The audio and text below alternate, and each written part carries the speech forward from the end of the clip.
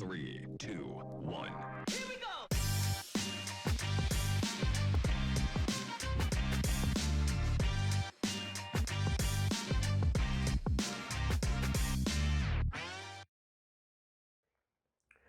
Welcome, ladies and gentlemen, to this Thursday episode of We Talk. I'm Yolanda Nell. I hope you're still enjoying the rain because I definitely am. Stay tuned for today's interview as we head to the National Theatre of Namibia.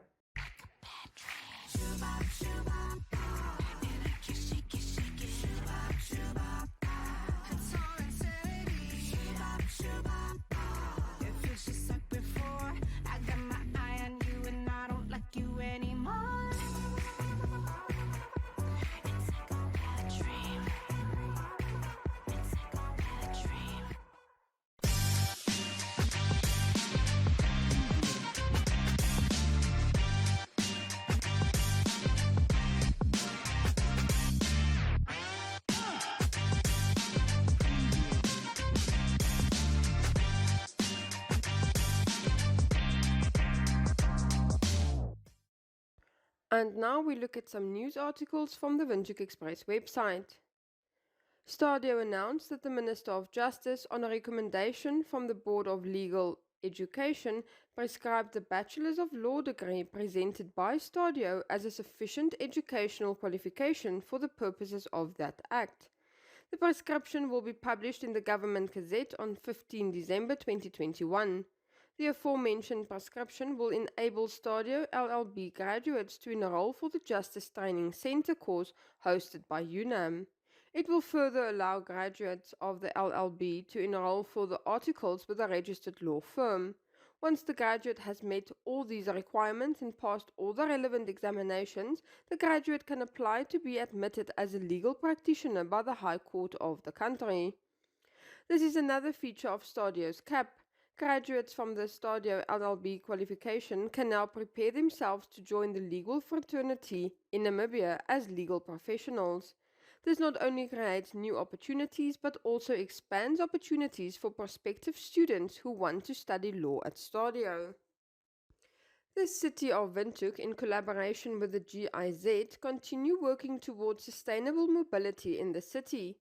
Together, the parties oversee the construction of cycle lanes on designated routes in the capital, with the main objective being to provide students with safe, convenient and comfortable access to and from the University of Namibia, Kommersdal campus, and to and from the Namibia University of Science and Technology, NUST, main campus. In a bid to make this a reality, the city developed a suitable design for the route identified, while GIZ appointed Ndakalumwe Investments to construct the cycle lanes to the tune of 1.5 million Namibian dollars. Construction began in August last year at Shanghai Street in Kommersdal and passes by Andrew Klopper Street at UNAM's Kommersdal campus and ends in Braam Street at the NUST Hotel School. The project consists of 5 sections. At the 3 sections are 70% complete, with the remaining 2 sections currently still underway. Work still pending includes the installation of cones, the painting of the bicycle lanes on the road, and ripping and recompacting the sidewalks at some sections. All work should be complete within the next 2 months. As reported earlier this week, numerous houses on either side of a river running parallel to Istanbul Street in Ochemuse flooded on Sunday afternoon, with many residents involved complaining that they have been on a waiting list at the city of Windhoek waiting to be relocated. According to the municipal spokesperson Harold Akwenye, the city of Windhoek began taking steps 3 years ago to relocate persons living too close to the rivers. Akwenye said that the 21 households in Ochemuse that were washed away on Sunday have been moved to higher ground, but many people in the area did not want to move and the municipality is then powerless.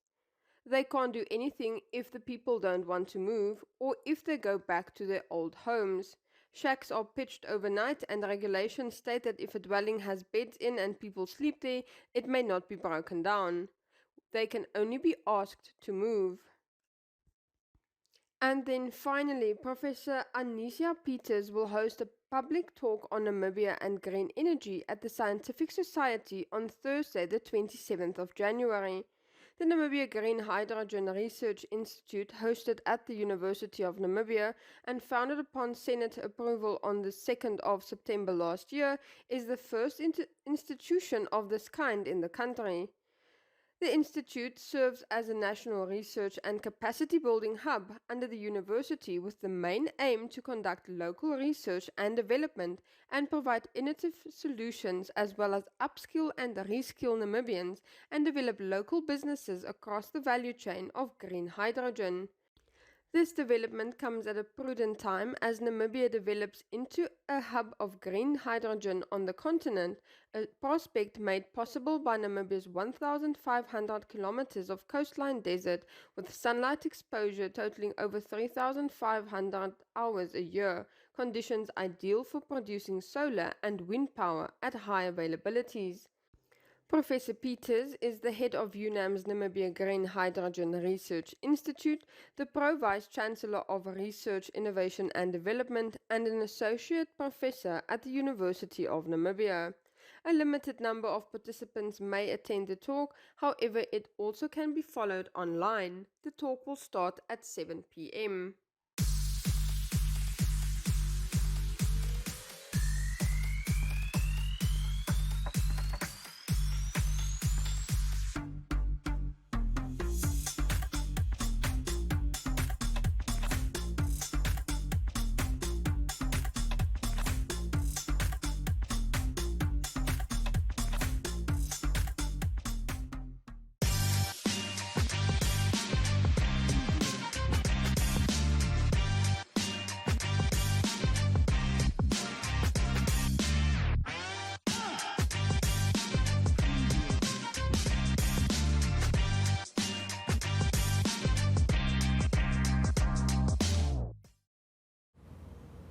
Hi guys, my name is Soraya Mentor, and today we're here at the National Theatre of Namibia, joined by NTN's PRO, Ms. Desiree Mentor. Thank you for joining us today. Thank you so much for inviting me, or interviewing me. I'm excited. Yes.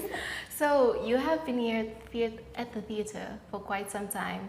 Please tell us how your experience is. Well, I can say I started at the theatre as a freelance worker, very young, just simply still attending university and all that. And I didn't grow up in a theatre, but I did grow in love with theatre. So my first experiences of theatre was at this place, and it has been a wonderful time so far. What is it that you exactly do? I do public relations, which means I speak a lot. I speak to people, and jointly, I can say, just working at the theatre, I've almost spoke to people from every part of the world. By that I mean people that have visited the theatre. So I think I have met people throughout the world at the theatre. It's just an amazing experience having to be able to speak to so many different people, regardless of age, regardless of where they are from, culture, and so forth. So it's been a wonderful, wonderful experience. Yes. Now with this ongoing pandemic, how did the theatre had to adapt to it? Wow, the thing about theatre is that it is so emotional. It is so tangible. It's all about the experiences and the feelings. So that's what makes theatre different than any type of performing arts, which is you have to be in the theatre to experience and feel. You can't exactly experience theatre through a screen. Yeah. It has been quite a challenging adaptation, but I think throughout the pandemic that we did have a production that we recorded and then show, but it's really not the same. Not the same. Yeah, so I don't ever think that theatre will be able to fully adapt to, it can adapt to it being, of course, recorded and screened, but nothing is going to substitute the experience of having to be able to sit in a theatre and having to experience the magic of being not transformed, but I'm forgetting the English words, into almost like a magical world. Yeah, so to just be present and involved in all of this, because you really can't rewind, and then just after the events having to share those experiences with people. So yeah, but we do the most. You do the most. Yes, we adapt best as Yeah. we can. We've obviously worked on a lot of capacity building and, just trying to get the people the culture of writing and still being able to create despite the pandemic. Oh, wow. Yes. Well, you did mention that you guys did make a production online. How was that process? How do viewers view the productions online? I must say it has been an experience, and I was pretty jealous of anyone that wasn't able to see the production live. It was such an aesthetically pleasing production, and it Yeah. was also just very wonderful. And also because it was fit, it was sort of set in a talk show type of production. Yeah. So that is quite befitting to have to feature online.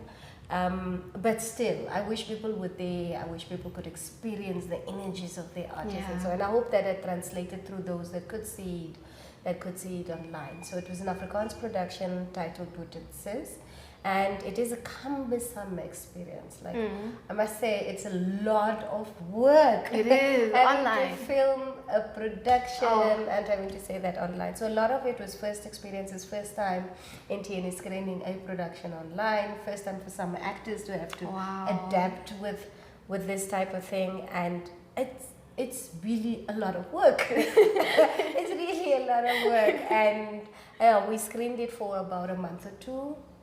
And the reception to that, we've had quite a number of people that could watch it online. We've had people from as far as England that watched the production. So the reach, of course, is nice. It's that you are able to reach a lot more people that way, despite on where they are on earth. But really, nothing replaces the experience of live theatre. theatre. Yes. Yeah. So you did mention online, and last year the NTN did have programs such as the music businesses in Namibia and the theatre practices. What other online programs can we expect this year? Oh, funny you should notice that. Yes, but we did release 2 readers, Yeah. and that is also as part of the capacity building for the NTN, which meant that, I mean, here's an opportunity for any person who is an enthusiast to enter the entertainment industry, Yeah. as in either whether you're in the business of music or theatre. So we had conversations with a number of people that are in the industry for a long number of years so that they are able to share these experiences. And the nice thing about that is that this readers takes you into what are the living realities of people who are making music and who are making theatre as well. Say for instance, and there's a lot of self-help tools also in these readers, Wow. which means if you're struggling with having to set up a budget, for instance, there's some help on that. If you're struggling with how do I go about, I've written this beautiful piece of poetry, a song, or a Yes. theatre play, how do I make sure that that work is protected so that eventually I am able to make money out of my intellectual property? So we've spoken to experts, say for instance in the intellectual property as well, and they give their views on what are the processes and things that you should consider to make sure that your work is protected. So it's really a self-help book, and it's really going to help for young people that want to enter theatre film, just to see what are the living experience of people, and also just to know who do I network with and so forth, so that you understand if I am going to start off. And also for parents whose children are making career choices in the entertainment industry, to just understand as a whole what are the experience of people already been there, what are some of the self-help tools, and we really have contact details of people like the Arts Council, what they do, how you can then approach the different types of organizations and so forth. So please make sure to visit that book, share it as far as possible. It is available for free on the NTN's website, and it's really, really something great. So we've had time to work on those ones as well. Oh, that sounds really fun. That sounds Yeah. really fun. So what can you tell us for the next 3 weeks? What can we expect? We just started. Just started? I thought there was going to be a surprise or something. You know? I hope so. I hope so. But we've just started. We started very early in January, and we're still just getting everything together. A lot of our productions obviously have been delayed by the pandemic, but we are really trying to see what's the best way to come forth with what are the best productions to put forth. So we're really excited for this year, and I must say that it isn't as it isn't as scary as what 2020 used to be. Like, Ooh. oh, I don't know what's going to happen in 2021. Like, Yeah. half the time you're locked down, you have to adapt to so many things. But we're seeing now how you make the best out of a worst situation and how you can just coexist with the pandemic and tailor-make. So I think we found our feet sort of now, and yeah, so we can just look forward to what is exciting will be. I'm excited. I'm also excited for now. new works, and because I'm pretty sure that people have had time to write amazing plays. So we're Oh, looking forward to see definitely. all those wonderful ones on stage for the year. And that's it from us. Stay tuned.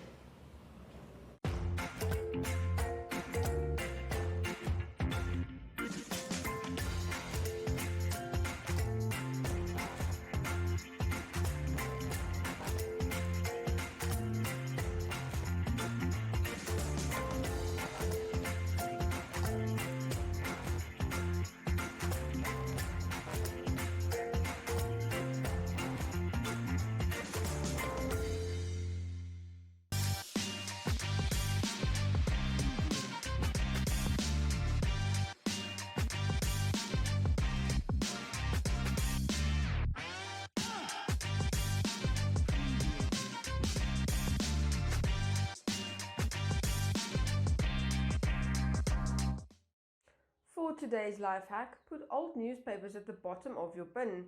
This will soak up any liquids that you throw in the dustbin. Next up, Jeanette Diergaard for your Flex Minute.